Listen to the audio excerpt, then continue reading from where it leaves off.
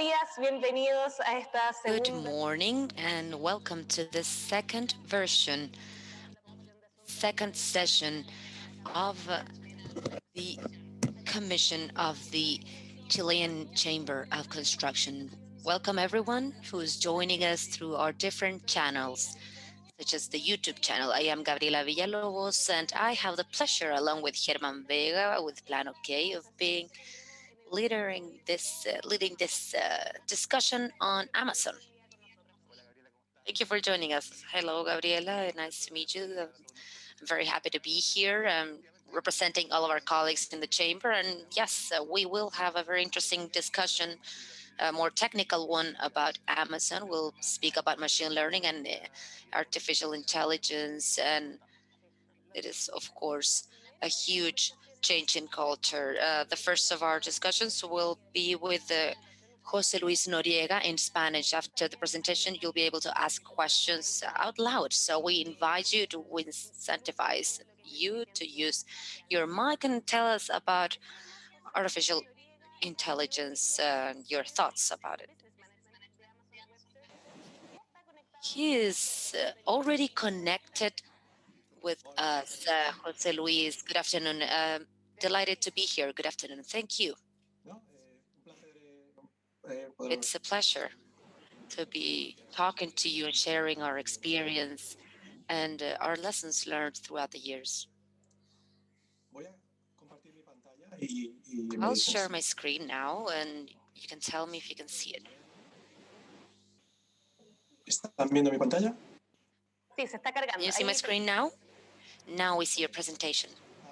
Perfect. Bueno, antes de nada, la presentación está casi toda en inglés, pero... Well, first of all, this presentation is being translated into English, but I will be presenting in Spanish. If there are any questions, we'll receive them gladly. Matias told me that we wanted a 20-minute presentation with a small pause for questions, and then another 20 minutes for the rest of the presentation. So if you want to, you can just leave your questions and wait till after the 20 minutes, but I'm sure it will. Disponibilidad para contestarlas también cuando haga falta. It will lead you to some questions, and I will be available to answer them. Yes, thank you. You are welcome. Now I have two presentations for you. As I said, the introduction to the cloud and what HWS is. It's probably less fun than the second one, but it's rather basic. But I hope that these concepts are very clear and there's no discussion on what the cloud is and what AWS truly is. And the second presentation is more related to artificial intelligence and machine learning. Well, without further ado, I will start. As I was presented, well, I am Jose Noriega, ISV Sales Account Manager and AIML BD Specialist. I've been working for 4 years now for AWS and where I live in the area of San Francisco, and I haven't visited since March my hometown. I've been living in this country since January 2017. I came from Spain. This job position at AWS. I am a specialist in business development and with partnerships with analytic partners and artificial intelligence and machine learning partners. And I am the account manager for this segment of ISV independent software vendor, these large AWS clients, technology companies that have their platform running in our cloud. I am in the enterprise section, and I have this one account that I managed for a while, Snowflake, maybe some of you've heard of it. And it had the largest IPO of this kind of companies valued over $50 million. It started as a small startup in the US in 2012, 2013, and it has become what it is today. You have my email address on screen if you want to Si alguien tiene una pregunta, por write favor. to me in the future. If you have questions? Not now, Jose Luis, but you can continue. Well, I think it's important to mention that AWS, it's of course an Amazon division. Amazon as a company exists for almost 30 years and is in the stock since 97, but 2007, but 2006 this was born. So in the earnings call, the last earnings call, when companies gave their results each quarter in the last Q2 for this year, AWS contributes to the total income in around 12%. Now, in terms of margins, it contributes with over half of the margin. I don't know the last numbers for the last quarter, but it's over 50%. It is not excessively surprising because it is a high volume and low margin business, and this is a high margin one. So, in general terms, probably this year, it seems, I think it's trailing is 40 million, 40 40 billion. So that varies, of course, but it contributes with more than half of the profit. Now, what is AWS? So what's interesting about this definition is in the highlighted text. Hopefully you can read it on the screen, but AWS is cloud computing on demand, and the delivery of the computer power and the database storage applications and any other resource is done through the cloud via the internet, and the price is pay as you go. So all of these are relevant for many reasons. So let's say that the on-demand bit means that one consumes the AWS services when you need it. You don't nothing only when you need it. And the resources, the IT resources, is a summary of every kind of service that AWS offers in computing. You can use servers, virtual servers, online servers, or databases managed by AWS, or applications that run with AWS. But it's not about just computing management, it's all of the layers on top. Done via the internet. Well, this might seem strange, but the name AWS Web Services, it's about that. This is web services. So you can, if you need a server, you can do it through, you can request it with an application, but the services are consumed on the internet. And the pay-as-you-go pricing means that you pay only for what you need and what you have consumed. There are many metaphors to explain what this cloud is and why is it different than the traditional outsourcing. And the car sharing is a good example for me to explain this. I don't know if you have this now, but we did in Madrid. We do in Madrid and here as well. But you use a service whenever you need it, and when you stop using it, you don't pay for it. You don't need to just be in charge of anything else. You just take that vehicle wherever to whatever you need it, and then you leave it there, right? And the renting services is now more advanced because you pay directly. And I found out different metaphor that is the utility computing, which is very much related to understanding the services, the computing services or IT services, as if it was a utility in the same way that you consume electricity by turning a light on and off, and you pay only for the time when it was on, and you connect to the grid. The cloud is a on-demand service that where you pay for what you use. That is something very interesting company-wise, because if you think about the 19th century and you had a factory and you wanted to use power for that factory, you had to potentially be close to a river to set a generator and then use or factory. But once it becomes a utility, nobody else thinks about that. You use the services through a network grid, and this is a similar model. Now, how does it work? AWS owns and maintains the network connected hardware, and the clients consume just what they need. Maybe the basic unit or the lower level unit is a virtual server.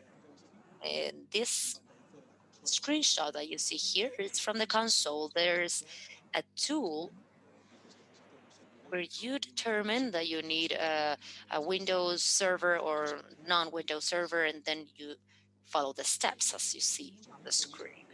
You possibly have heard in the past about different computing models, cloud computing models. Of course, there's still, I don't know about the denominations, the names, but these are useful to, in Spanish though, but these are useful to explain. This is the most basic structure IaaS, where if you need to storage, instead of using the computing, if you need storaging, let's say millions of gigabytes photographs, you use a cloud computing service where you have a directory and you can leave those images there. A platform as a service is a higher level of abstraction. You can continue building your own solutions and applications, and AWS provides a platform for you to develop a code, let's say to connect to a database, but you don't have to worry about the management of the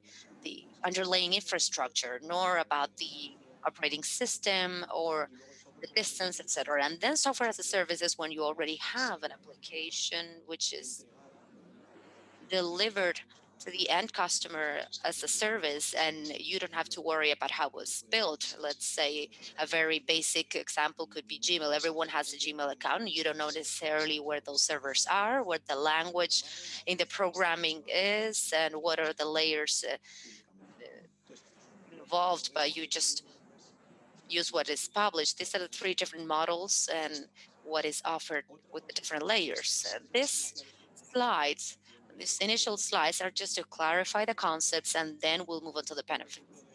Now, another example, another concept that is good to clarify is that sometimes you see this private, hybrid, and cloud concepts. And when you say private cloud, you speak about a certain level of abstraction of the infrastructure, but with the data center that you are managing or that a third party is managing for you if you don't have that. The hybrid model, uh, the one that has cloud services and also a private data center, and there's a certain connectivity between services, and then the pure cloud model is where everything is on the cloud. Even though it seems, well, we're working since 2006 and offering or IT offering, and even though it's very attractive, there are plenty of startups that are competing with large companies that were born in AWS and only have their structures in the cloud. The examples of other clients that we have are Netflix or Airbnb. These are purely IT companies with all of their infrastructure running in AWS with no servers in their own data centers. Obviously, the virtual managers see that. They don't have physical places, physical sites where they run this. It is a pure cloud model. There are others as time has passed.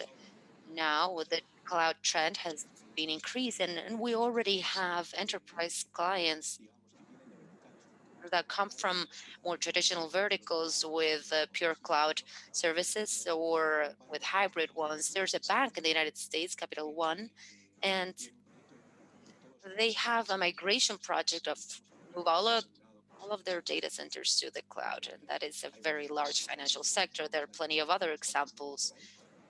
You'll see that in the different logos throughout the presentation, but these models, the important thing is that you find these models all around us. And now in regards of the benefits, the advantages, whenever you want to use infrastructure in a data center, you need to have a capital and an initial investment, and you need to preview the expenses in for months and years. And with AWS on the cloud, you only pay for what you consume and whenever you consume it. Another advantage at an economic level is, of course, the scale economies. AWS, similar to Amazon, it moved from having millions of clients around the world and obviously benefits from the scale economies. And we try to transfer those scale economies to the end customer. In the history of AWS, I don't know these numbers so accurately, but we have had between 30 to 70 price reductions, but always to the extent that this progress scale economies, we try to transfer those, to move those to for the benefits of the end customer. Now, another advantage is the capacity, the IT capacity that you need. You don't have to control it and monitoring it. If you need, if you think you'll need 100 servers to serve your clients, to attend your clients, and you end up using 20, where well, you're paying for 80 that you won't use. And if you thought you were going to use 100, but you end up using 120, you'll be short. And well, of course, your economy will suffer. One of the advantages of AWS, you can use scale up on demand. And actually, you can scale that uh, in an automated fashion. There are plenty of self or auto escalating services you can configure. You can set up a web that is published, that is public, and you can have different visitors a day. And you can set it up so that based on the memory, you create an alert and you expand the infrastructure, and that you can duplicate, you can replicate it and level the traffic to the different servers. If it continues to grow, you can even have 100 servers, and that self-scaling model is something that is used for e-commerce. And it is also a very stationary business where there's plenty of sales on Christmas, on Black Friday. So the scale on demand is something that benefits the clients because you don't need to provision for the peak moments. You have automated configurations, that are provisional, temporary, and of course that is translated into cost when you have servers and you have all of your IT in data centers or in colocation with outsourcing. Well, you obviously pay as you hire, as you that you can pay X amount and then twice that amount in the next month with AWS. It depends on what you want the infrastructure to adapt to your business or your budget. Now, the basic model of AWS is you pay as you go on the left side of the screen, but as with many other businesses, there are discounts if you book for months, for a year, if you're going to ensure a consumption, or if your business is consolidated and it will only grow, well, you can also book it, reserve it. That also creates discounts. And of course, there's discounts per volume, as with everything.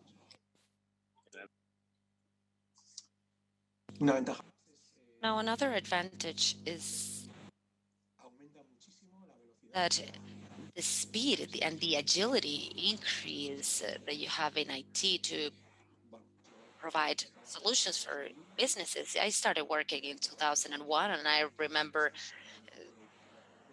clearly when an IT company wanted a project, they needed to request a server, and that, of course, went to customer service, and it could be weeks before they had it. So with AWS, you can do this in minutes with the API, with the console. As I said, if you need 100 servers for testing, and then you can turn those servers off and quit paying for those. You don't have to keep paying.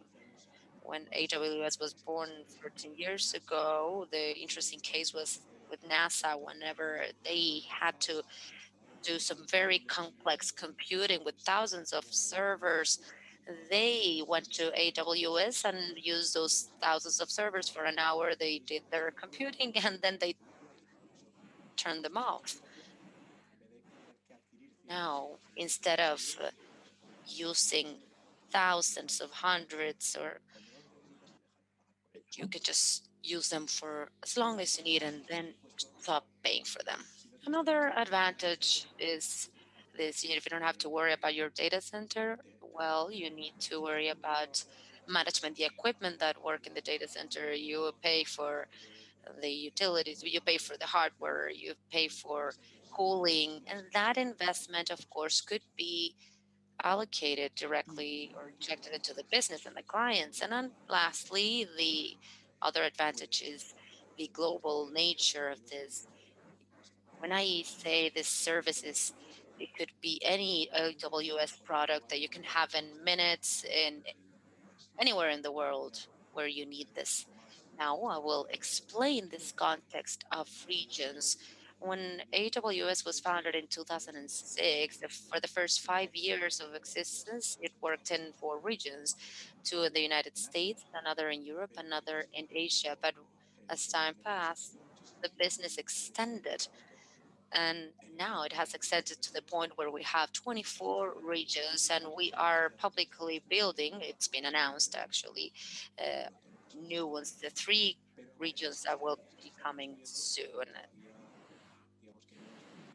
Of course, these are not still, this information is not public, but one could imagine that there could be offices in Latin America, or you might find in regions when there's only one, there could be more, of course. The data sovereignty issue in Europe, for example, there were led to more offices in Europe, but Germany has very strict data protection laws, so they created a specific office in Germany in order to provide a response to the need. And in other places, it's more related to the latency where you want your region, well, you want to have it where your clients are, because in the end, the services that work on the internet, well, if you're not connecting in your own continent, well, that leads to problems. So it's better to have one near you. And what we call region in AWS is a set of what we call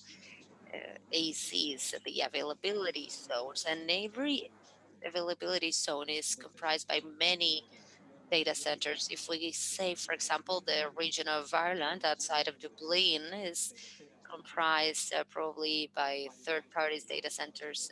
These are grouped in an availability zone, and this creates a region. And these ACs are separated in between by dozens of kilometers in case there are power shutdowns, or if there are any problems with power in these data centers. If there are, of course, what AWS is trying to do, having this high redundancy with all of the ACs. So if you have a data center, you database that will be replicated in four ACs, and if you have availability issues with one, you know that you'll find it in a different one. So every region has two or more availability zones with over 20 data centers, and the infrastructure that is deployed all over the world is it's huge, as you can see. In many cases, you are not aware of the cloud dimensions, probably because cloud is a very poor metaphor, because it's an element that lives in the sky and is soft and wet. But really, what's behind this cloud is many, many data centers in multiple points all over the world. Now, this is an example of the different types of products that you can find in AWS Cloud. You have computing storage elements, but you have artificial intelligence products, there are gaming products, there's plenty of this in the cloud. So you have an idea, since 2006, AWS exists. So it started with three products. Now we have around 200. This is slide, and you want you to see it in detail, but this is a summary of the different groups of products in AWS. But each one of these tiny circles is not even a product. This small point here called compute is, we can have at least 11 of this in different areas with different uses. So you can have temporary data centers or warehouses for different business units. There are different products of databases that we offer in the case of that small circle. But when you see the detail, you find that there are even more products. I do not mean to overwhelm you with all of this information, but I want to just be clear that this is not only about computing servers or virtual servers. This is the Magic Quadrant of Gartner, and AWS has been in this position for 10 years, not only in the leading quadrant, but also in the one that's leading that same quadrant along with Microsoft and Google. Of course, these are our clients, part of our clients in AWS. As I said, we have financing services, tax, Barclays, and vertical services as well. Within the pharma industry, Pfizer, for example, there are other healthcare companies or Schneider Electric, Philips, oil companies such as Shell, and media companies such as HBO, Netflix, etc., or travel and hotel companies, airlines. You see there all the different companies. There's over 6,000 agencies all over the world and dozens of thousands of NGOs running on this service. I wanted to reference this report that was done along with the AWS last year, specifically discussing the value of Amazon Web Services for the organizations in Latin America.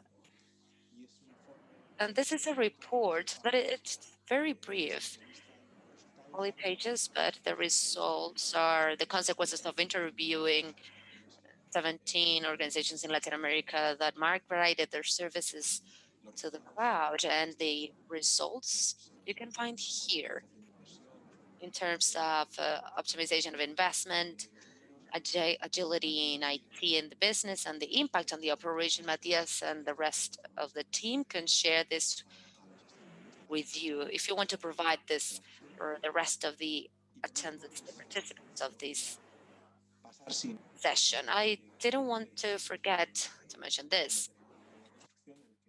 Examples, of course, in real estate and construction industry, as you are, we have clients with cases in use for over 5 years with their services. For example, what you see on the screen, there are a few startups such as Datmo, Indus AI, a very interesting company that works with artificial intelligence with clients oriented to construction, but in real estate, we have plenty customers. We have Rea, Silo, the largest real estate portal in the United States, large companies that many of you will find familiar, of course. And with that, finished this first session. I'm sorry if that was too fast, but it's rather difficult to cover all of this information in 20 minutes, all this about AWS, but I now want to leave a few minutes for questions and also try to respect the 20 minutes that we have and then leave the rest for machine learning and the AI presentation. Now, thank you so much, Jose Luis. Now we open our communication channels. You can send us your questions on the Zoom chat or maybe other channels. And the first one, though, comes from us. That was very interesting. Now I have a very specific question. Many of our members in the chamber use Amazon services, but there's a huge amount that don't. So I know by experience that Amazon also offers a work plan that is very basic, that you could even start working with the services for free. Could you tell us a bit more about that? Well, let's say that there is a vast amount of programs enrolling new clients that are very plan specific for startups, but also large companies. Some things that come to my mind now is that, of course, we have a dedicated team of professional services that could help to create a framework with a customer working on what this migration would mean for that client. And then we have certain programs that, based on the return on investment for Amazon, a series of credits are offered, free hours of use of our services. For clients that are doing migrations, there's a very well-known program, which is the migrations program, offering even $1 million in credit. This is a benefit for some companies that want to migrate to AWS, but there is a list of programs that facilitate this migration to the cloud for companies.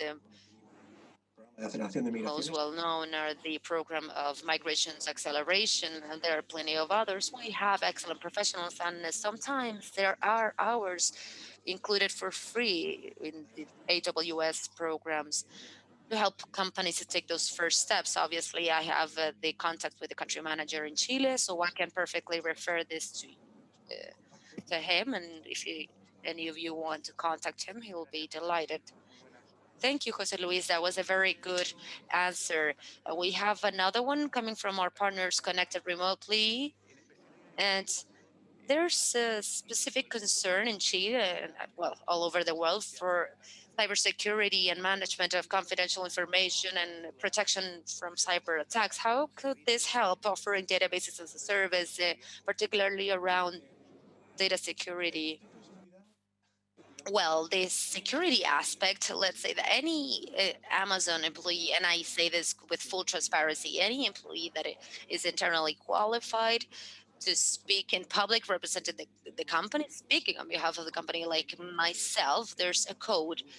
The number one message is that security is the first priority in AWS. And probably there are less questions on the topic, but I want to say a couple of things. Security in terms of cybersecurity and physical security of the data centers. Well, you can imagine that due to the volume that we manage, with the scale economy, we have access to highly qualified professionals, cybersecurity systems that are very advanced in terms of protecting data centers. A normal company won't have access to this because they are not in a position to make that investment. They don't have the clients that we have. And having said that, whenever we offer servers, for example, when the server is online, it's virtual, and we are in charge of the operating system and everything goes below that, the virtualization and the physical part, and the client, the owner of what's above this, it's also a responsibility of the client. This security, right? If you have access to this in a public forum online, you can AWS can do nothing to counteract. There's a shared responsibility in managing security. It is the same as if you were to write the PIN number of your credit card and in a piece of paper and leave it leave it laying there, right? So if even if it is only because of the 14 years of experience and our clients are high-level clients in the scale economy, well, we have that experience. And in terms of data protection, Amazon has by contract something access to public authorities, let's say the law enforcement agencies or military agencies. So they can only share that when there's an obligation, a legal obligation. But by principle, the AWS will never provide the data. This belongs to the customer, to the client, and everything that is in the service belongs to the client. Having said that, every country has their own requirements, and we must respect regulations. We always make sure that AWS meets with the highest number of regulations. There are plenty of ISOs, of ISOs, or SOC, or BSS, or IPA in the United States. So we meet with the requirements of any audit, and this is of public access too. They can serve. There's full transparency for that. We would continue speaking about security, but we could continue. But I just want to be clear about the priority that is for us. Thank you. We have a question by Roberto Guillermo Elgueta. Now, yeah, the word. Hi, Jose Luis. I was precisely going to deepen that respond. Of course, we worry about cyber attacks, but who protects us from Amazon, metaphorically?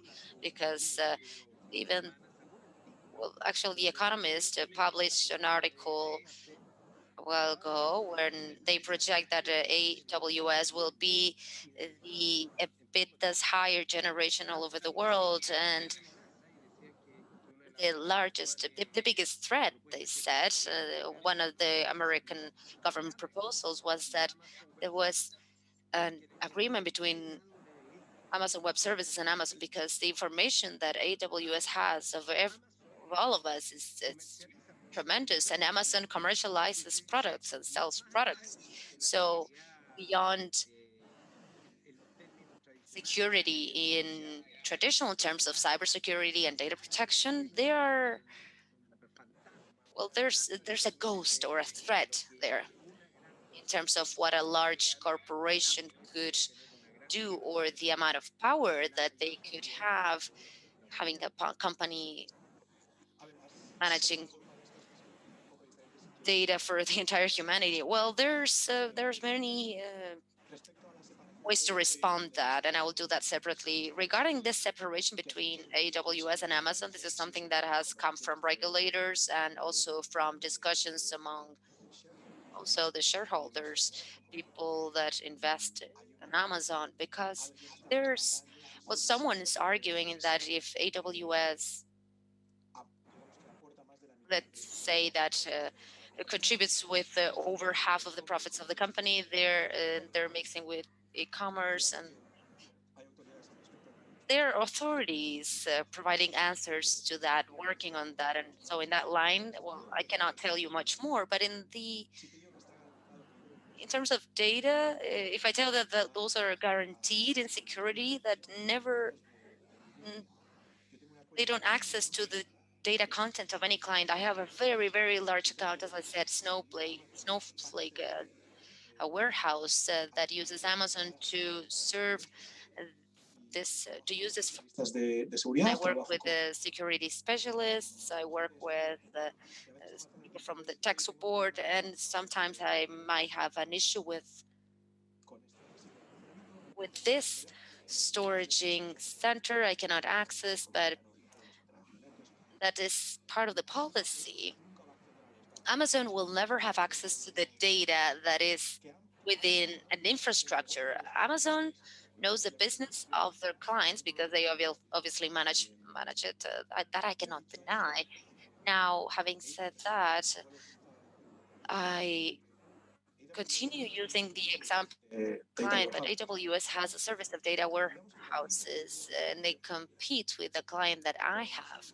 But even though that's the case, when my client went public, the amount of money that they were spending in AWS and the partnership, everything, well, I think that so far it's something that AWS is managing well in relation to the volume of business that they have. It is the leading player, but not the only player. IBM, Oracle, there, of course, Alibaba, uh, more presence in China. But if authorities at some point see something funny, curious, there will be investigation launched. I cannot tell you more about this, of course. Thank you for your answer. Juan Ignacio Troncoso de Plano OK. Hola a todos, ¿cómo están? Les pido. Hello. I didn't get here in the beginning, so my question has more to do with the partners on the chambers, the construction companies. How can they access AWS services in a concrete way? They can contract hire AWS for their assets, or they have to trust vendors that use AWS services. If you want, I can try to access that question. But the thing is that some interesting thing that it's can be accessed over the internet. that with a credit card, you can make a test and deploy a server and a database and test it. So obviously, if it's a thing of running, starting, or beyond going for a test, you will need help from a consultant partner or somebody from AWS or the account manager from AWS assigned to the chamber of so to help you with first steps. Thank you very much, Jose Luis. We will go to the second part of your presentation. We don't have a lot of time, so let's make the most out of it for the second part about AI. Okay, perfect. I will share my screen again, and I'll make sure that you are seeing the correct screen, which would be, give me a second, it would be this one. You see the title, right? Oh, okay. This is a short presentation of less than 20 slides, and it tries to talk about machine learning and AI from a point of view of the business, which is a technology that requires certain explanations because of the amount of information that you can access about it. And there's a lot of confusing information, exaggerated information. Okay. A thing that I like to remark in the beginning is that AI and machine learning is a different way of trying to get to a solution. I don't know if you know that movie, and it's Moneywood. There's a scene, a very good scene in the beginning with Brad Pitt, which is a general manager of a baseball team, has hired a data scientist, we'll call it that way, to try to know which would be the best players outside so that they can recruit. So they are debating, why do we have to recruit David Justice? Oh, old Justice, okay, his legs don't work anymore. And another one says, okay, as long as he can hit, that would be enough. And Brad Pitt is pointing his helper and saying, why do we have to hire him? And his assistant says, because he gets on base. And I don't know if you know the story, but baseball is a sport that's led by statistics. But even if it's always had some statistics component, this movie is based on a book that's based on on real life. Brad Pitt is acting as a former president of the Athletics, and he was the general manager of another team, and they revolutionized the statistics used on baseball. This image was always considered the best statistics to know if a player was good on the bat or not, was to know how many times he connected. But it's not only that, but when he connected and he ran to second or third base, that was more important than his percentage in the on base slash batting, the OPB.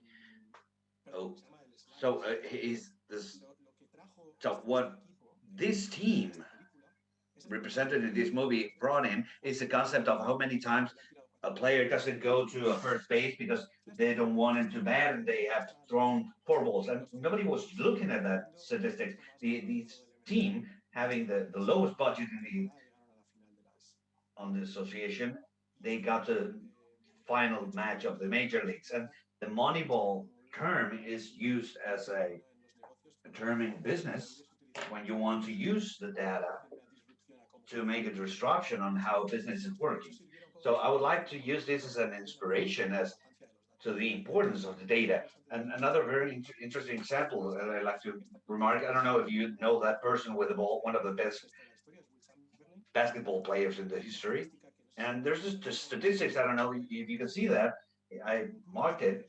There's a point on his career, the first, in the best 2 years on his career, he's throwing a free shot, and they go to 59 and 61% of the first years are below the 52. And those 2 years, Will Chamberlain was very high with a low throw mechanic. He learned to throw like that. which is called underhand. So it's throwing from below, and he puts the ball between his knees, and then he throws. And he was basketing 10% more per match. And the following years in his career, he stops doing it. He stopped doing it because he said that he thought that it looked ridiculous. So sometimes it doesn't really matter. I don't know if the screen stopped sharing. Did you lose my screen? Okay, now you can see it. Now we're not seeing your presentation right now. Okay, perfect. Lo que quiero enfatizar aquí. What I want to emphasize here is that it's just not only about taking care of data. The data is clear, but you need to convince a lot of people that what you're doing has to be supported by the data, and it's probably the right decision, even if it looks ridiculous while you're doing it. And Will Chamberlain could have had a better career than the one that he had, but if he could just continue throwing like that. So let's say that there's no way of explaining AI with the concept of inference, which is used in machine learning. The inference is when you're capable of explaining a phenomenon using data. There's a very clear example. For instance, these are astronomical measurements of the positions of planets and stars on the sky, and how Kepler is capable of establishing the planetary movement laws using that information. The image, the white card with all those numbers on the left of the screen, is our measurements that he took in the 16th century about the position of planets. Thanks to that,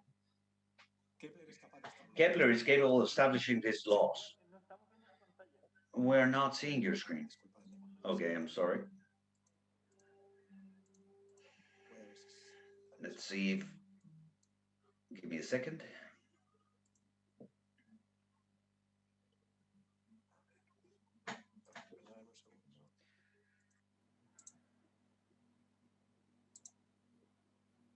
Ocupas toda la pantalla. You're using the whole screen. Okay. So I know what happened. First, I will share, and then I will share the screen, and then I'll change this. Okay. That was the confidential part of the presentation. Okay. Let me know if you can see the screen now. Are you seeing my screen now? Yes. Yes, we are. Now we are. Okay. So these are the measurements that Kiko Brahe made of planetary movement, and this is an example of how Kepler explained the planetary orbits using that information. The inference is a way of a concept that's important in AI, because how AI operates is based on this concept of inference. It's with using some information, some data, you infer a law or a behavior. So the machine learning and AI use algorithms and data. You have a series of data points and a series of algorithms. And with those algorithms and data, you train a model. And that model is the ones that you can call to ask for an inference. So, for instance, a very basic example of the simplest machine learning model, which is a statistic model. You have this information, you have this data, you make an observation that you've seen 20 kids, their height in centimeters according to their age. Okay, this 18-month kid was 76 centimeters. This another one was 78. And you have a series of dots in a linear formula, and using this formula on the right represents a model. So that when you have a model and you have some new information, you can infer the age. So in this case, you had a series of data points that you have their height and age, but now you only have the age. And you can get a kid from hospital and they say he's 24 months old and 76 centimeters. This is completely deviated from the model. There's something wrong with that model. But another very important thing to understand AI is that the models are not deterministic. The way of thinking that the thought you need to apply to understand AI is based on probabilities. In a deterministic program, you have inputs and to generate outputs, and they are always the same. It's like a formula. If the formula is x plus 2, you say, okay, 7. The result is never 9, and will always be 9. With AI, you have a non-deterministic model, which is based on probabilities. Using an input, you receive an output, but it also gives you a percentage of reliability of that model. I will give you a very basic example of an AI model for visual recognition, image recognition. He's a player, a soccer player, and on the right, you have what the image recognition from AWS gives you when you give him that image. And I've tested this using the console. I gave it this image, and the image said, okay, I'm 98.7% sure that it's a person, 96.8% sure that it's wearing uncommon clothes. I will go down. I'm 74% sure that this image has to do with sports. So that level of reliability is a confidence score. It's very important when making business decisions, because you cannot make a business decision for critical business that are not based on a threshold of reliability or confidence. So, for instance, image recognition for law enforcement, for the police, if you don't recognize a person by 98, maybe 99%, you shouldn't be able to make that decision. But in other businesses where and being close is enough, for instance, you can set that threshold at 70%. If the software says this, okay, I'll say that it will be right. Imagine, for instance, a self-driving car, which is a technology that is more and more present, even if it's still on an experimental stage. If the camera of that car has to acknowledge or recognize something, the car has to be 100% sure that it's a person, because it needs to know how to react, because it can kill that person. But if what you want to predict is weather or something where the consequences are not that critical, but it's so we can use a lower confidence level, we can accept a lower confidence level. And also, we need to assume that the system can be wrong sometimes. That's something that I said with this image, is that with a 62% the system says it's a tie, basically because there's a shadow under the neck that looks like a tie. So the system saw a tie, something that doesn't even exist. It just estimated that it was based on all the models it's used. So understanding that AI requires an to be approximate, and you need to take care of the confidence level. It's very important. So how do we apply AI? Let's say that in every system where you have a human decision between different tasks, you can improve. If you can improve that decision with AI, okay, that's where it applies. In this example, this human decision can be transformed into a decision made by an AI system, but this can't. Something very clear is you can train based on the movement of a bank account, a model to know where customers will leave your bank and stop being your customer. Probably. Why? Because before the customer leaves the bank, it starts moving their money to other accounts. So in that moment, you can have an automated model that sends a message to an agent and says, let's call this person because we can lose it. But the end decision will be made by a human. AI has a function of improving the capabilities, the decision-making capabilities of humans, but not replace them. That's very important. And in the end, these are motors for inference, and that are combined with logical rules. Why AI has exploded now? There was a competition, an image recognition competition that in 2012, these were the teams that were involved every year, 2011, 2012, 2013. So in 2011, the best team got error rate of 25%. 3 out of 4 times they were right. This is a typical example of recognized the cat in this image. The winner team recognized 3 out of 4 teams. And they said, this is a cat, and they got it right. There were other teams that half the time they were wrong. In 2011, there was a team that blew everyone out of the competition, and they brought the error rate to 15%. And every year after that, they used their techniques to be part of this competition. What happened here with this team is that they used a technique that for image recognition is very powerful, which is deep learning. So they use neural networks for the competition and win in this contest. So if you add these neural networks and the graphic processors, you have the reason why AI exploded. When you combine neural networks with GPUs, they work a lot better. That is why NVIDIA, that used to manufacture graphic processors for gaming, made a leap when they started working on AI in 2016. Another thing that's very important to clarify is that why it's called deep learning, why it's called machine learning or AI, depending on the situation.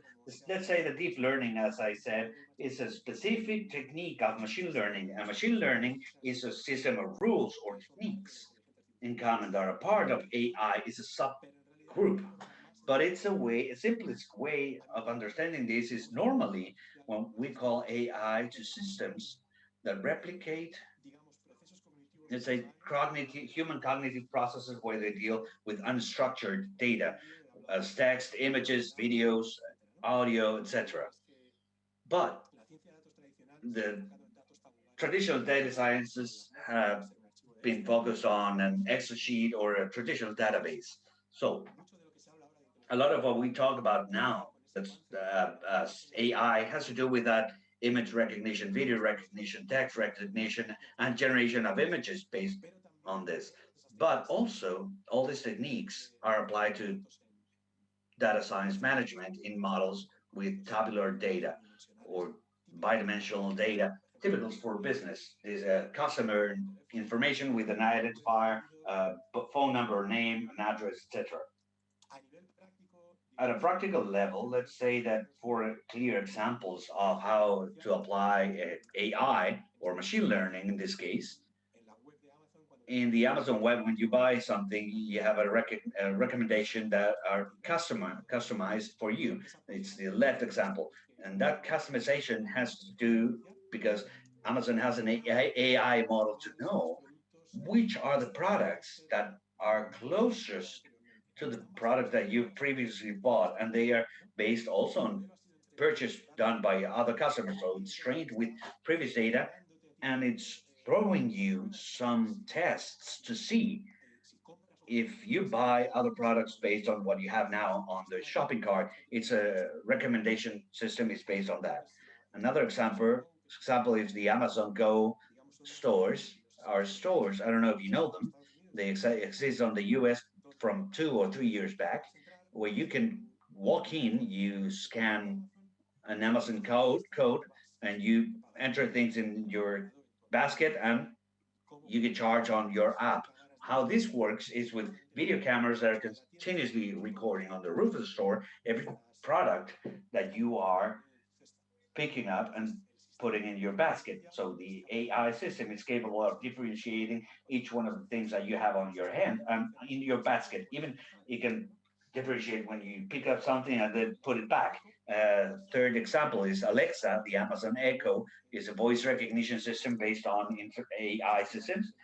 The language understanding system, once it recognizes your voice, is based on AI. All voice assistants are based on AI. And another example is with Amazon delivery using drones, which is a serial experimental stage. It's based on video cameras to recognize the terrain and the surface because they don't have pilots.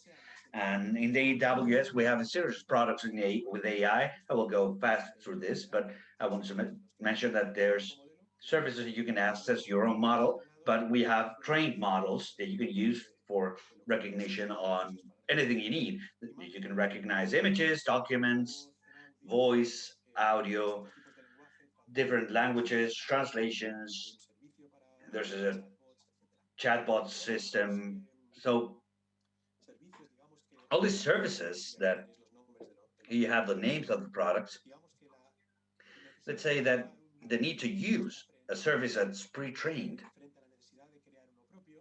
versus the need to creating a new one depends on how important it is for your business. So if you have a company where you're working to train a car to drive by itself, well, you need to start building the models from scratch. But if your business has to do with recognizing non-generic things in construction, for instance, the startup that was talking, it can recognize employees or pieces of machinery in manufacturing systems. Obviously, you need to create a specific model for their own needs. There's different curves where AWS can help you to enter in AI.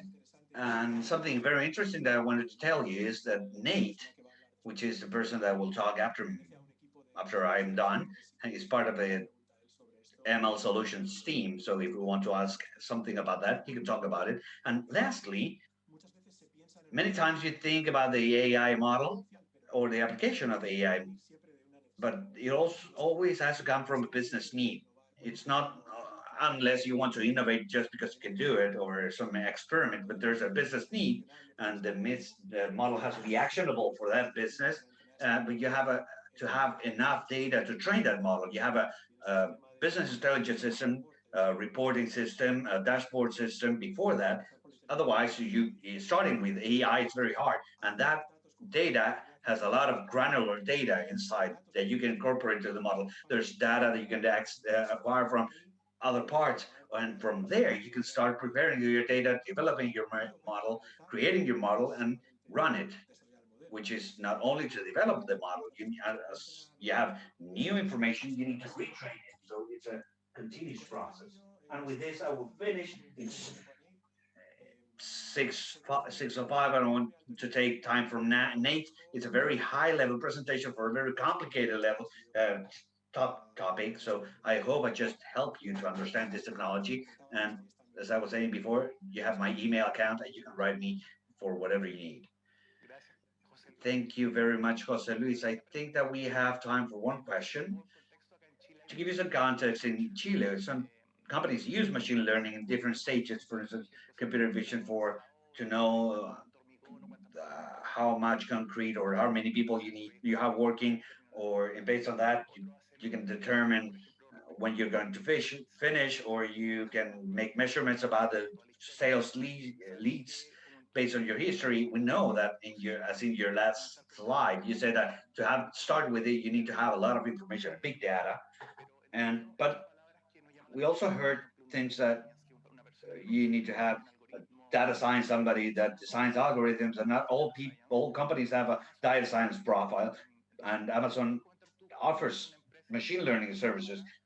Could you tell us how some company, some partner has a lot of information, for instance, but don't have a machine learning specialist, and how they can use your technology? Let's say that a machine learning expert, obviously it's a very expensive resource. If there's not one available in the company, you can go to consultant companies that can provide you with one. But what's interesting about the data scientists is that they can there's something that has to do with the difference that what I was talking about. The data science is a science, and it's based in experimental models. So it's not an exact science. You use the scientific method, and a data scientist normally takes weeks or months to reach a conclusion. Those conclusions can be negative, and that's very frustrating.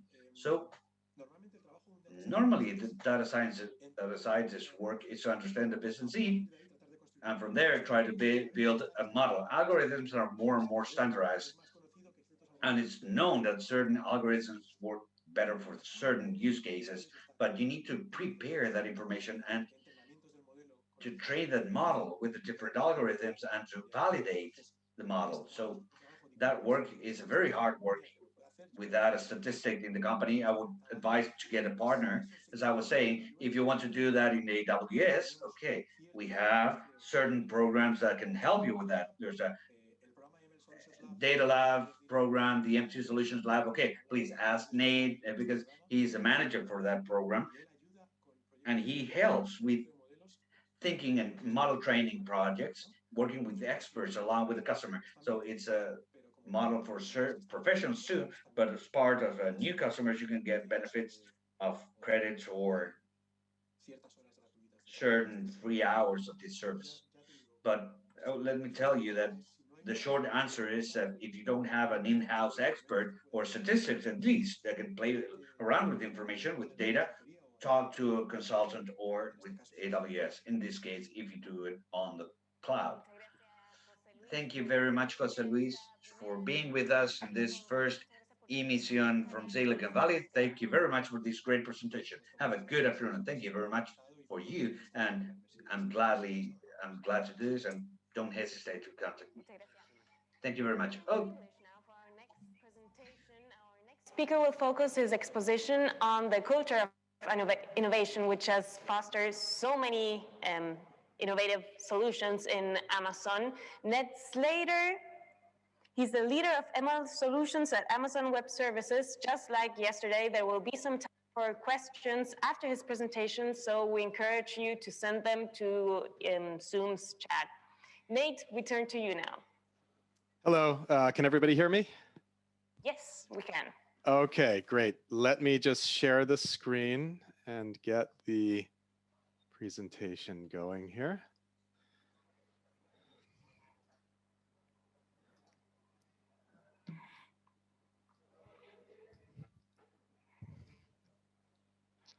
Okay. And hopefully everybody can see my screen.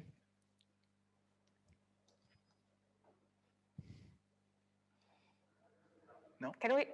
I think we can see your screen.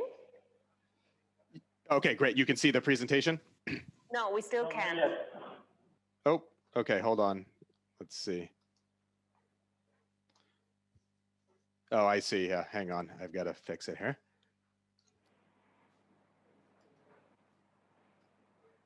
Well, you can see that there are some technological problems in every enterprise, even at Amazon Web Services. Hang on a second. Let me go back to. No problem. I have two screens, so it might be trying to share the wrong one. Don't worry about that. Okay. I think this should do it, hopefully.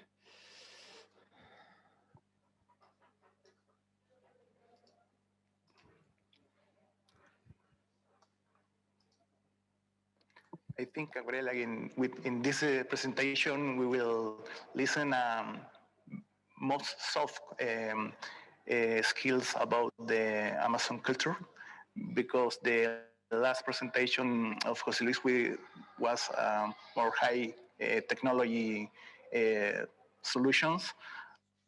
Well, I think that Nate is okay. Yeah, we can see your screen now, Nate. Thank you.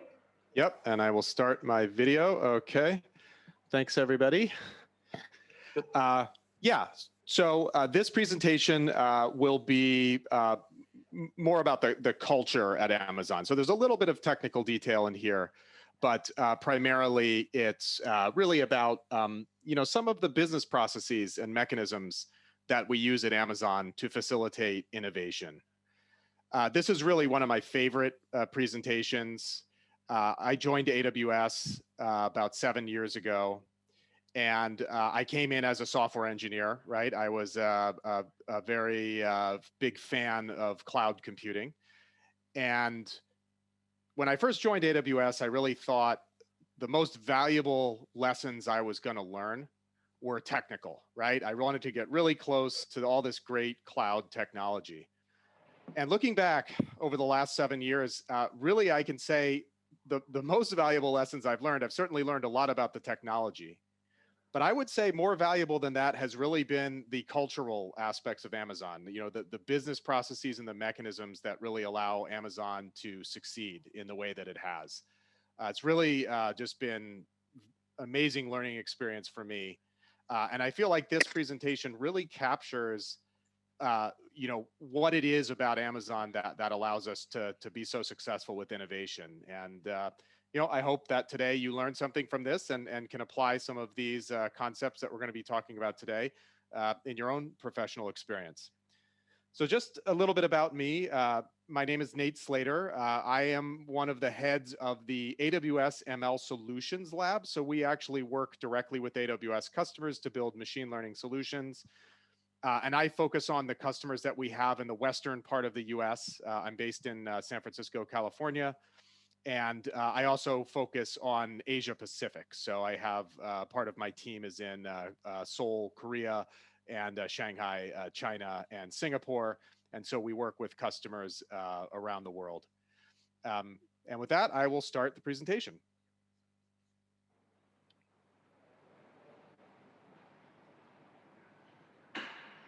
So we start off by just examining what Amazon's mission statement is. And our mission statement is very broad, and that's intentional.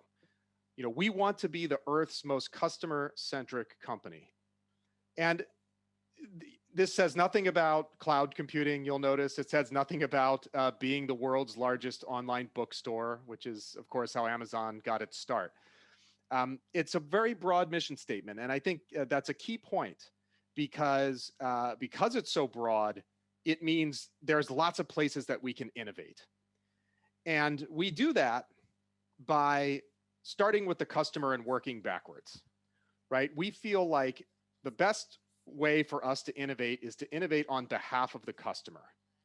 So we don't just think about, new fun things to work on.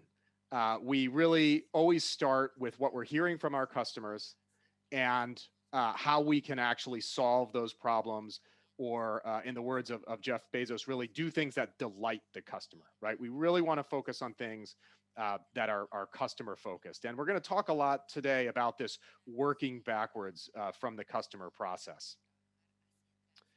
And one thing that we've noticed from doing this over the last 20 some odd years is that customers in many ways are always beautifully, wonderfully dissatisfied, as Jeff Bezos says, right? They even if they love your product, even if they love your service, they are still going to find things to complain about.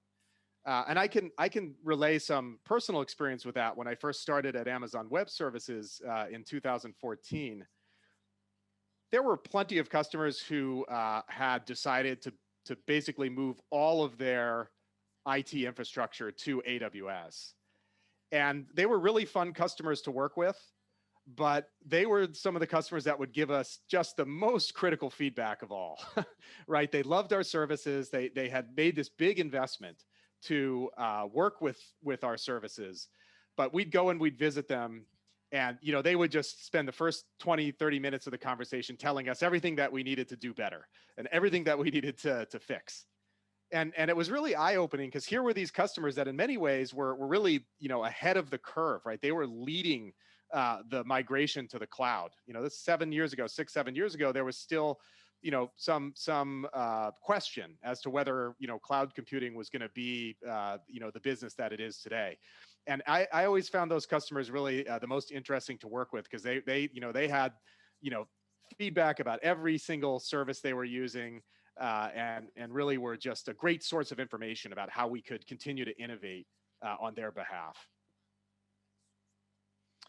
And if you look at how this has worked out, just in terms of a timeline of all of these different businesses that we offer, in 1994, Amazon was founded. 1995, Amazon.com website was put online. And of course, in the beginning, it was books, right? You could buy books, and that was it. By 1998, we had moved on to selling both CDs and DVDs in addition to books. 8 years later, in 2006, we start offering cloud computing services. So very, very different business than what it started as. And you can read through this list and sort of get all the way to 2017, where really somewhat unexpectedly, we now actually have physical stores. We have these cashierless stores called the Amazon Go store. And that's really kind of astonishing, right? Because in the beginning, it was all about e-commerce. It was all about the internet. And no one could have predicted back in 1995 that we would be back into the physical domain with stores. And so it just goes to show you that, if you have this culture of innovation, it's really going to take you places that you can't even really predict. So we talk a lot about something called a flywheel at Amazon. And another term for this is virtuous cycle, right? It's one of a virtuous cycle is something where every step of the cycle is positive feedback, and that leads you into this sort of cycle of virtue where it feeds off itself in a positive way. And this is a mental model that we use when we're thinking about how to innovate for a customer, right? We love to look for opportunities where we can create these flywheels. And this is the flywheel that really forms the basis for the Amazon marketplace, right? So this is the part of Amazon e-commerce site where sellers can actually sell their products through Amazon. And you can see the idea here is that, if you have a large number of sellers, those sellers will, present a huge selection of products. That selection of products increases the customer experience, right? Because customers can go to the site and they can find the products that they want. If customers are having a good experience with your site, that will drive more traffic to your site, which of course means more sellers want to join your site because they'll make more money selling through your site. So, this is just one example of a flywheel. And again, we consider this a mental model, right? When we're trying to communicate the value of an idea, we oftentimes will use this flywheel concept. And we have whole lots of different versions of these flywheels for different parts of the business. And, just sort of going back to the broad mission statement, right? To be the world's most customer-centric company. You can see another example of this here. This is the first ever shareholder letter in 1997 after Amazon had gone public. And you can see that highlighted statement there, which says Amazon.com uses the internet to create real value for its customers, right? Again, nothing about books, nothing about an e-commerce platform, really just a very aspirational statement around how, Amazon's business is really about using this technology, using this transformative platform, this disruptive technology called the internet to create value for its customers. So we'll talk a little bit about this later, but that's an example of what we would call thinking big, right? Jeff Bezos in this letter is not just saying, we're going to be a bookstore and our book sales increased by this amount. And next year, we're going to increase our sales by a little bit more. He's really saying, Amazon.com is going to be something so much bigger. And again, we'll talk about this concept of thinking big as we go through the remainder of this presentation. So how do we do it, right? What are the techniques that we use to organize for innovation? So we really have 4 different categories that we're going to talk about today, right? First, we're going to talk about the company culture. And how we hire people and what we look for when we hire people and sort of how we support their ability to innovate. Then we're going to talk about mechanisms. This is really interesting to me. We use mechanisms quite a bit in my part of the organization. These are ways of basically taking a behavior and making it reproducible in a way, in this case, that would facilitate innovative thinking. Then we're going to talk about architecture. So architecture are really, this is where we start to get into some of the technical platforms that we use, to support rapid change and growth. And then we talk about how we organize, right? So this is how we actually build teams. So let's start by looking more closely at the culture that we have at Amazon. So at the highest level, when we interview people, when we hire people, what we look for are builders, right? We want people who look for problems and really enjoy building solutions to those problems. And so we hire builders and we let them build. Now, it's difficult to hire people, right? You need to have a framework that you can use to make sure that the people you're hiring and you're bringing on board in your organization basically have a set of guidelines that guide their career and that guide their performance as employees. And what we have are something called the Amazon Leadership Principles, and these are public. You can look them up on the Amazon public website, right? We publish them when we send out like an invitation to a person who's going to interview at Amazon. We give them what these leadership principles are, and we tell them to think about examples of how in their own life, and their professional experience, they have demonstrated these leadership principles. And there's, I think, 12 or 14 of them now. They've changed over time, right? These aren't static.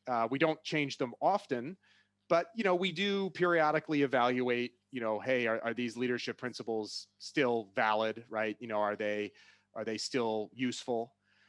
And, I'll talk about a couple of them here. You'll notice, with some of these that there's some tension with these leadership principles, right? So, to take an example, there's that leadership principle called bias for action, right? So bias for action is basically says, we want people that are going to just get stuff done, right? We want people that see a problem and just go after it and find a solution to the problem.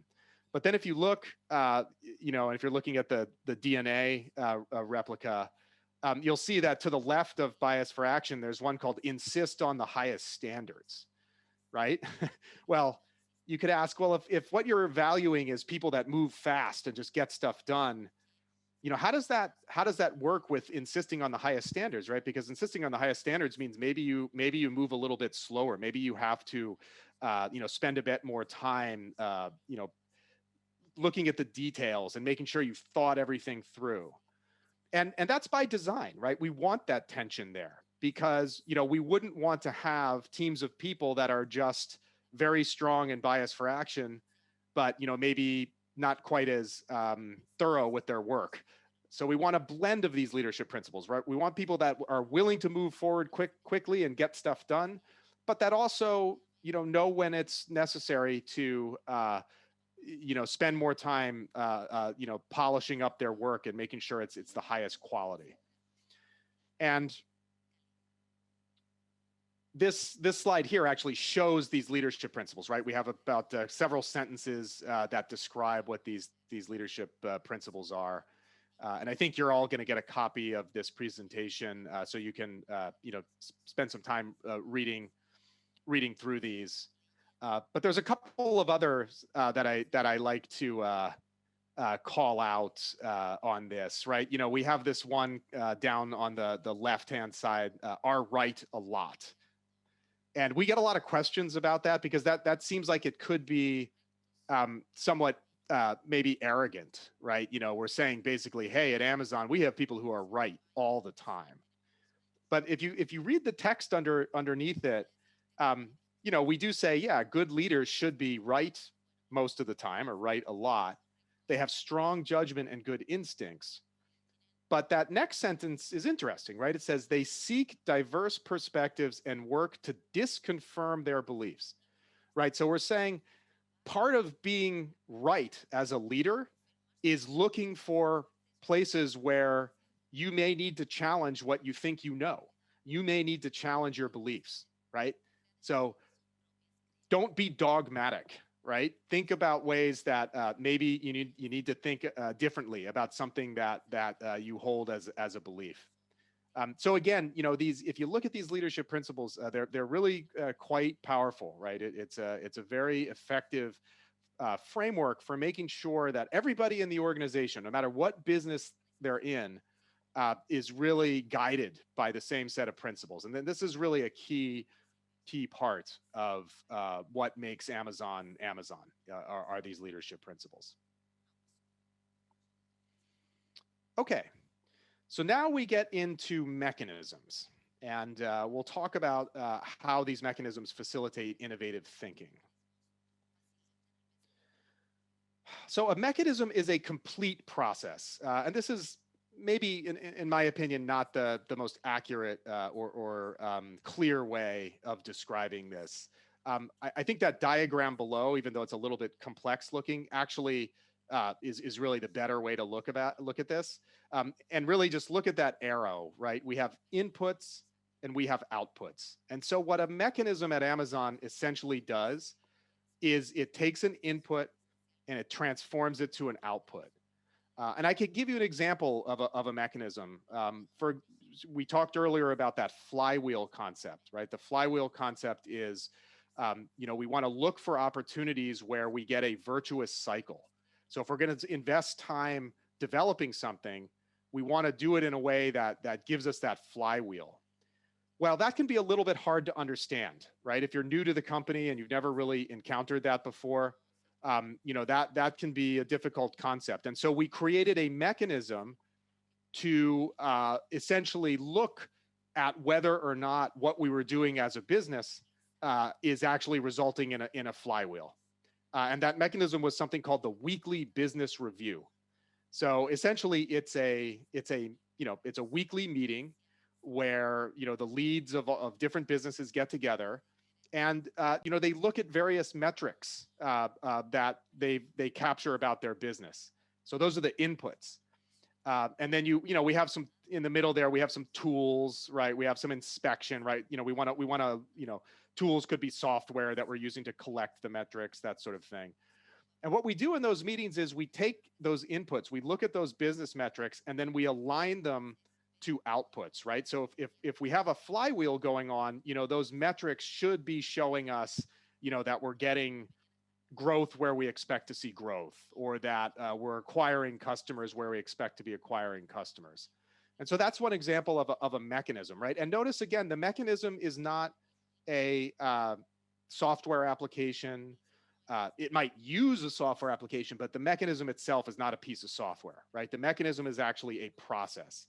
It's a process of getting people together and looking at these inputs and seeing if the inputs are translating to the outputs that we expect. And this working backwards from the customer is one of these mechanisms, right? So the input to this mechanism, if you look on the left hand of this slide, is the customer, right? The customer gives us feedback. Customer tells us what they want to see in our products. Customer tells us what they like or dislike about our product.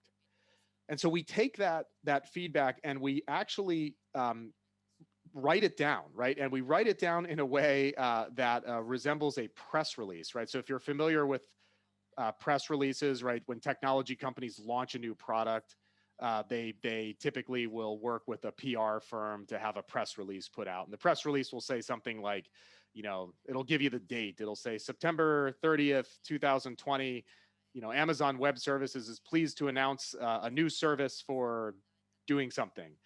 So we actually write the press release in advance. So it forces us to think about what is it that we want to tell the world about this new product or this new feature.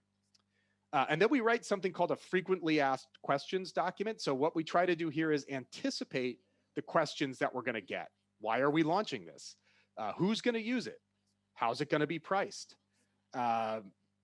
Those types of questions. And then only once we've done that will we sort of dig into the more details around like a user manual, how will you use it, those kinds of things. So this is a working backward process, and right, this is the mechanism that we use for capturing ideas at Amazon, and it's really what drives innovation for us, right? If you want to get a project funded and you have an idea, you have to write one of these, right? That's the only way you're gonna get funding for this.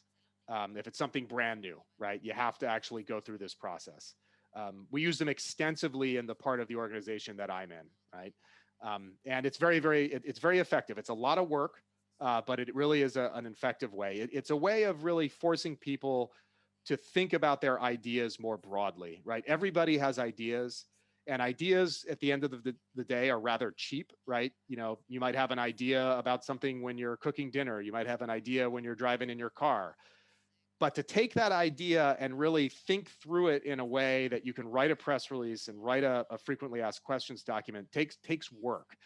And going through that process, you'll realize often that you hadn't really thought through your idea as much as you need to. Maybe there's, you know, some obstacle or blocker that you hadn't thought about. Maybe you're not even really sure as you thought you were about who's going to use this new product. And as we you know, go through and write these frequently asked questions documents, you know, one of the questions that almost every one of these documents has is, who is the customer? Seems like it would be an easy question to answer, but it's actually very difficult if you're answering it in the right way, right? If I want to propose a new AWS service, the answer to this question cannot be AWS customers, right? Who is the customer? Oh, anybody who uses AWS. That's not really a very good answer, right? That's too broad. So you really have to think through, who are we serving by this? Who's the customer, and what are they going to get out of it? So that's just one example. Here's some other example questions. What is the customer problem or opportunity, right? Is the most important customer benefit clear? I really like this next one. How do we know what the customer needs or wants, right? That's when we start to get into data, right? You want to have some data that can sort of back up your statement. If you say, you know, I think customers need to have a service that automatically delivers toner cartridges to them based on how, you know, their purchase history. How do we know customers want that? Right? That seems convenient, but do customers really want to have, you know, toner cartridges showing up on their doorstep if they haven't specifically ordered it? So maybe we have some data though. Maybe we can look to say, okay, you know, we can see that, you know, customers who own this type of printer, you know, they typically order toner cartridges and they oftentimes have to order it with like the same day delivery. Maybe that implies they're running out at an inconvenient time and they have to get it at the last minute. Okay, so that's a data point that we could use to, you know, to address this question.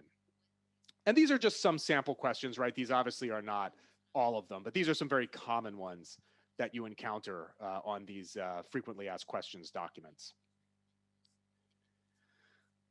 You know, so what we'll typically do as well, we'll have internal questions and external questions, right? And the internal questions are really for the leadership at Amazon, right? It's for senior leadership. You know, one of the ones that I've had to answer many times is the question number 4 on that lower part of the document, sample internal FAQs. What other options did we consider and reject? Right? Again, everybody thinks, you know, it's very easy to think your idea is the best idea in the world. And, you know, nobody has ever thought of it before. And a lot of times you get to that question and you realize, actually, others have suggested a similar idea and we've rejected it in the past. So it really forces you to think, you know, about how novel, how innovative is your idea. And so, you know, the way we actually do these meetings, the way we actually review these documents, obviously everything is virtual this year because of coronavirus. But in the past, when we were all going into the office, we would actually review paper copies of the document. So what the author of the document will do is they'll set up a meeting, and they'll invite all the key stakeholders to the meeting. And then they'll print out a bunch of copies of the document, you know, one copy for each person in the meeting. And there's a jar on the conference room table with a bunch of red pens in it. And everybody sits down and the author hands out a document to each person in the room. And then you take 15, 20 minutes just to read the document. And people are writing, crossing stuff out, and, you know, they're writing questions. And, you know, then the author gets all the documents back and you go through and you discuss the feedback in the document. And it could be, the first few times you do this, it can be kind of an unnerving experience because you think, oh boy, people hate my document. They're crossing stuff out. They're scratching things out. You sort of feel like a school child who's having a book report or something returned to them. But the idea here is to really get that feedback, to get other people's opinions, to get other people's suggestions and incorporate it in the document. And then the author of the document will take all that feedback and go and rewrite the document incorporating the feedback. And sometimes you have to do this multiple times. The famous story about Amazon Web Services is that Andy Jassy, who's the CEO of Amazon Web Services, I think had to write something like 30 different versions of the document that ultimately led to the creation of Amazon Web Services as a business. So this is getting to that point that I made earlier, that ideas are ultimately pretty cheap. The difference between an idea and a really good idea is the hard work that you put into it, right? So much of innovating has less to do with just brilliant idea that you get one day when you wake up or when you're taking a hike, walking around. It's really more about the effort you put into refining the ideas that you already have. Okay, so let's talk now about architecture. So in the early days, the Amazon.com website was implemented as a monolithic piece of code. So what that meant was, when you first brought up the homepage of Amazon.com, there was some big, huge piece of code that was responsible for, showing you the information on the web page. And this was hugely problematic, right? It got to the point that it was way too time consuming to make changes to the website. So what we did was we created a new kind of software architecture called microservices. And microservices essentially take that big monolithic piece of code and decompose it into little small pieces of code that all work together. So if you think about what you see when you go to the Amazon.com website, right, you see the shopping cart, the upper right-hand corner, you see some product recommendations, you see some recent history, right? You see the products you've either recently bought or recently looked at. You have a link that you can click on that shows you your order history. All of those are microservices, right? So the shopping cart is a microservice. The order history is a microservice. So now you can imagine if someone needs to make a change to the shopping cart, they only need to change the code that implements the shopping cart, right? The recommendation part of the page will be unimpacted. And so what this allows us to do is make many changes per second. And this diagram that looks kind of like a virus over on the left-hand side, that's a schematic of all of the microservices that power, I think this is powering AWS. So it's a really powerful architecture that enables change. And the other thing that it does, which is in addition to speeding up the rate of change, what it allows you to do is also take more risks. Because if you change a single one of these services and that breaks the service, that might be mildly annoying to a customer, but it's not going to bring your whole system down. Whereas if you have a monolithic system and you make a change to the monolith and the entire monolith goes down, now your site's offline and you're losing money. So this is also a way of kind of creating an architecture for risk taking, because you can do things now where the damage is minimized, right? If something goes wrong, you've minimized it to a single microservice. And we've taken this to the extreme. We do 194 million software deployments a year. So there's software deployments going out right now at AWS and at Amazon. And this is really all part of our, goal of making things as self-service as possible, right? We want employees, we want customers to feel like they have what they need to get the job done on their own. And the ultimate manifestation of that is Amazon Web Services, right? We've taken all of these IT functions, critical IT functions, everything from virtual servers to storage to identity and access management, right? Security, to mobile development. And we've created services, right? We've created these services so that it's entirely self-service. If you're a customer and you need a database, you can go into AWS and with a few clicks of a mouse, you can provision a database. You don't have to wait for any hardware. You don't have to talk to some procurement specialist, right? You can just basically go in and do it all yourself. Okay. And so now we arrive at the final section, which is organization. So this is how we actually build teams, right? Separate from hiring, right? That was the culture piece. So now that we know who to hire, right? The culture piece tells us what kind of people to hire. Once we've hired them, how do we organize them into teams? And so we like small teams. We like small decentralized teams. And we like those teams, if they build something, they own it, right? And that applies to software teams, but that applies to other teams too. Maybe you're a team of accountants, right? Maybe you're a finance team and you're going to build some financial reports. Well, if you're the finance team and you build those financial reports, you own those reports, right? Some centralized reporting team doesn't own those reports. The finance team that built those reports owns them. And we like this because it allows us to move fast. And again, we use another mental model here, which is, if your team is small enough that you can feed everybody by ordering 2 pizzas, then the team's the right size. If 2 pizzas is not enough to feed your team, then it's too big.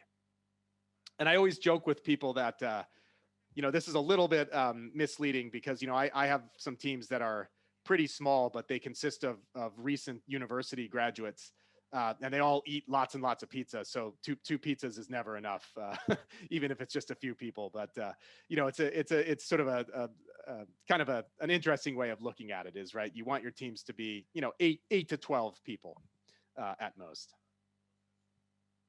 And what we encourage these teams to do is to experiment early and frequently, right? We want them to take some risks. We want them to try different things. We want them to try experiments, right? We want them to try something that they haven't tried before and see if that works or doesn't work. And so obviously, some experiments are going to be more costly than others, right? There definitely are cases where if you do an experiment and you get it wrong, it can have, negative impact. And so we use another mental model to analyze risk with an experiment, and we call it the one-way door or the two-way door, right? A one-way door is a door that once you go in it, it locks behind you, right? Think of a one-way door like when you exit the secure area of an airport, right?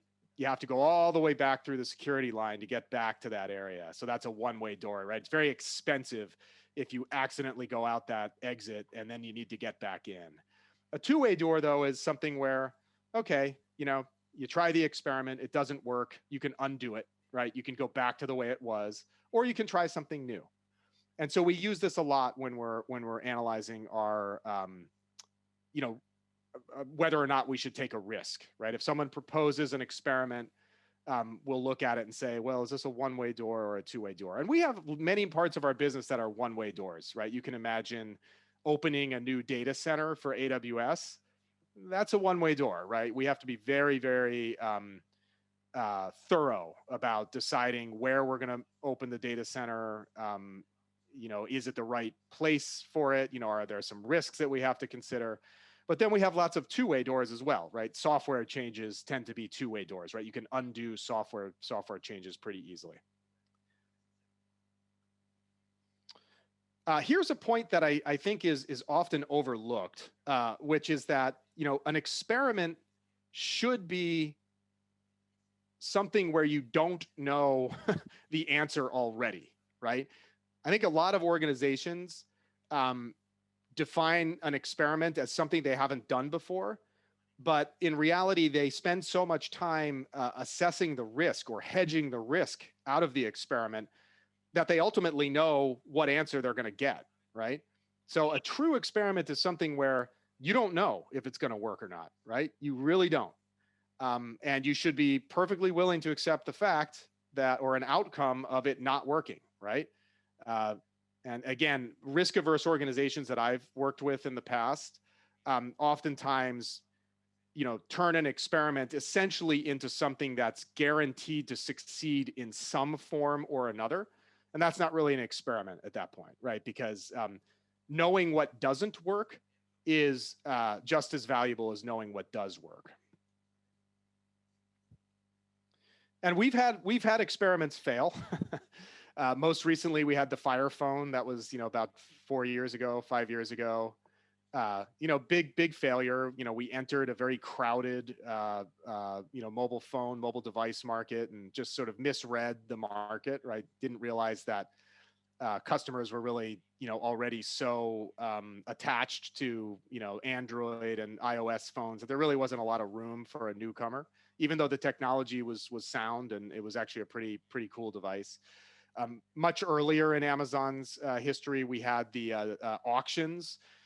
This was really in response to eBay, which was another, still a big e-commerce company, but way back in the 1998, 1999 timeframe, there was still some question as to how customers wanted to purchase items online. Did they want the auction approach that eBay was offering, or did they want, the direct purchase approach that Amazon was offering? And so we had this auctions website that didn't do very well at all. But in both cases, this we learned from these experiences, right? The auctions website actually became the basis for the third-party seller marketplace, which has been a hugely successful part of the Amazon retail business. And the Fire Phone technology actually made its way into the Amazon Alexa device, which has been the most popular and high-selling device we've ever offered. So, again, even when you have a failure, certainly there's cost to that failure, but you want to look for opportunities to learn from that failure and move forward from there.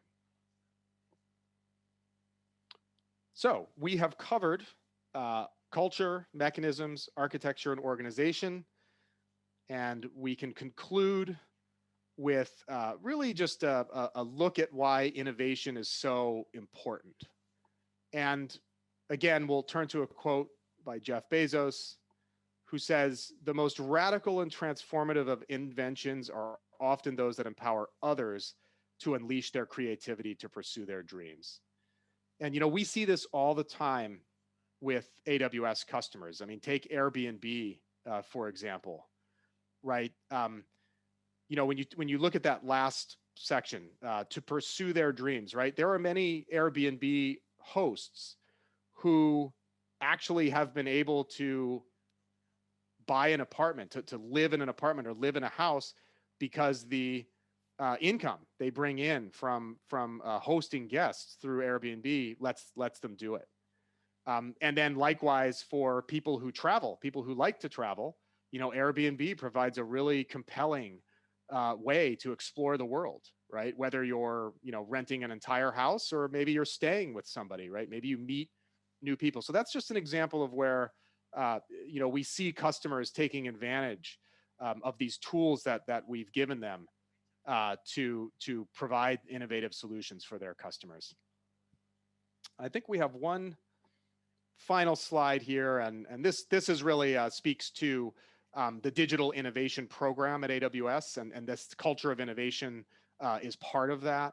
The culture of innovation sort of teaches folks about Amazon's culture and gives them some suggestions about how they can create their own culture. But there's some other steps that you can take after you've sort of learned about the culture of innovation. One of them is digital innovation, right? So how do you create new digital offerings to meet customer needs? And we have a whole program around that. For many customers, cloud migration is really the path forward for innovation, right? They want to get out of their very static and hard to maintain, sort of slow moving on-premises infrastructure. So they want to move to the cloud to accelerate their pace of innovation. And then finally, sometimes customers come to us asking for suggestions around how to organizationally transform, right? So they realize, their their corporate organizational structure maybe doesn't lend itself to innovation. And we talk about that a lot with my team and machine learning, right? Because machine learning is really one of these technologies where if you don't have the right organizational structures in place, it's very hard to make use of it. And so that's a big, big part of what we do when we work with customers on my team is, a lot of times we really just focus on how the changes that they could make to their organizational structure to take advantage of machine learning. And that brings us to the end of the presentation. Feel free to connect with me on LinkedIn or send me email. And thank you so much for your time today. I believe we have a few minutes for questions. So I will turn it back over to the moderators and see what questions we have. Thank you, Nate, for that illustrative presentation. One of the remarkable things about Amazon is that it has been able to foster innovation being such a big company. And do you think that the pandemic has had any effect in all of the innovation process that you have in the company? Because creativity has always been seen like a collective effort. Yeah, it's a great question. So I think there's two ways to look at that, right? I think the reason Amazon has been successful at being innovative, even as the company has grown so large, is because we have that two pizza team concept, right? So the company may be really large, but the teams within the company and the teams within lines of businesses are still very small. So that enables them to move quickly. Now, certainly with the pandemic, I think I speak for myself and all of my teammates when I say we really do miss the ability to get together in a conference room and write some ideas on a whiteboard, maybe have lunch, maybe even order some pizzas.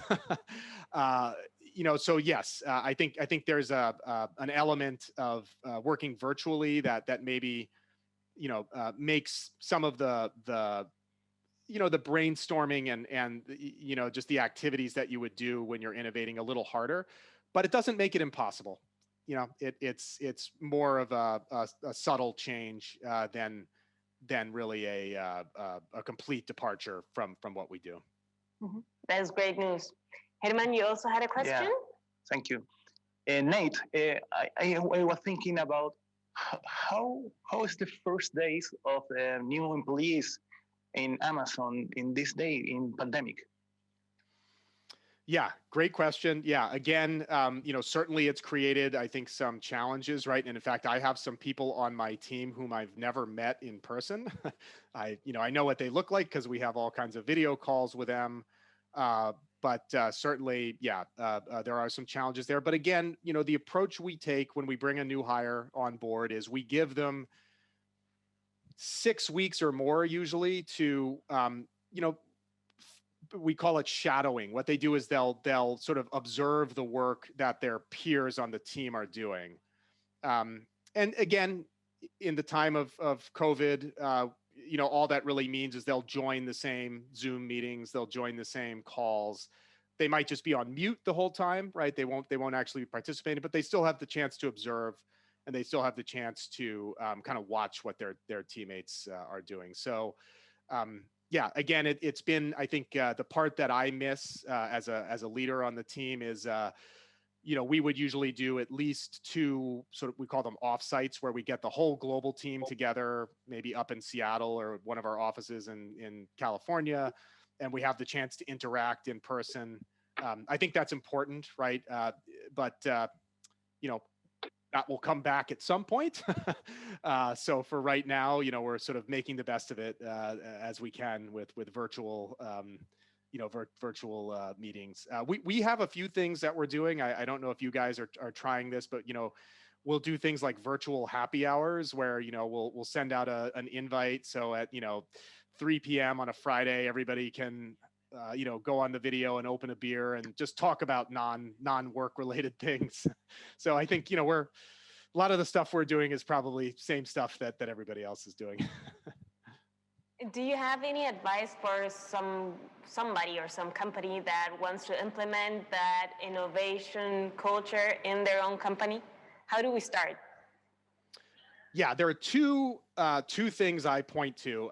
One is you need to decide what your leadership principles are, right? So every company is going to have a set of principles, or they should have a set of principles. And if you don't, or if those principles are not well defined, you absolutely have to define those, because it really is the only way to guarantee that when people are interviewing a candidate, that they're assessing the same qualities in those candidates, right? So when we do interviews, every interviewer has 2 or 3 leadership principles that they're going to be assessing, so that, you know, the collective interview covers all the leadership principles, right? So my experience, having done a lot of hiring at companies outside of Amazon, is if you don't do that, you end up with very different hiring approaches, right? Sometimes people only want to hire folks that they've worked with in the past.